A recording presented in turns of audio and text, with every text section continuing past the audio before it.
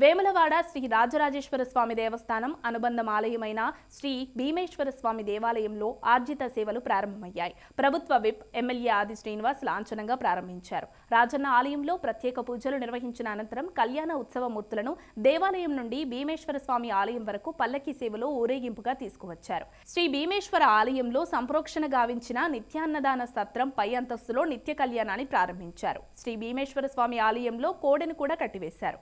అనంతరం ప్రభుత్వ whip MLA ఆది శ్రీనివాస్ మాట్లాడుతూ మొదటి కోడెమొక్కును చెల్లించుకొని అభివృద్ధి పనులు నిర్విఘ్నంగా కొనసాగాలని స్వామివారిని వేడుకున్నారు.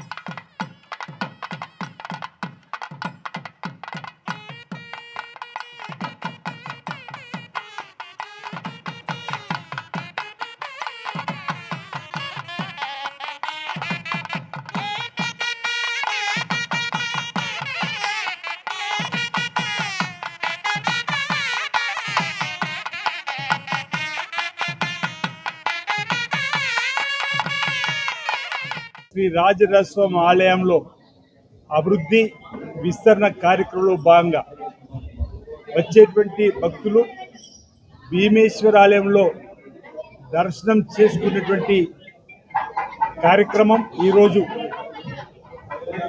బ్రాహ్మణోత్తముల చేత వేద పండితుల చేత రాష్ట్ర ప్రభుత్వ పక్షాన తగిన ఏర్పాటు చేయడం జరిగింది.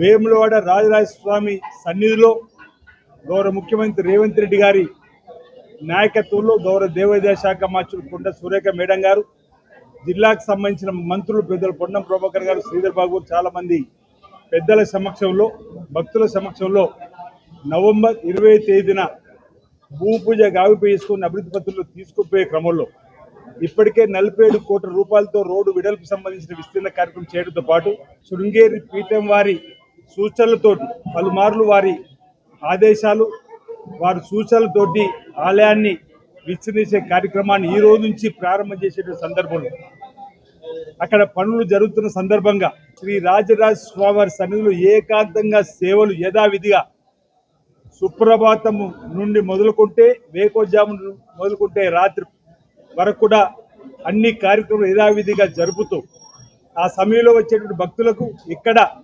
ప్రాచీన కాలం నాటి భీమేశ్వర ఆలయంలో ఏర్పాట్లను భక్తులకు దర్శన భాగ్యాన్ని కల్పించే ఏర్పాటు అర్జిత్ సేవలకు సంబంధించినటువంటి ఏర్పాట్లు చేయడం జరిగిందన్నమాట సందర్భంగా చెప్తూ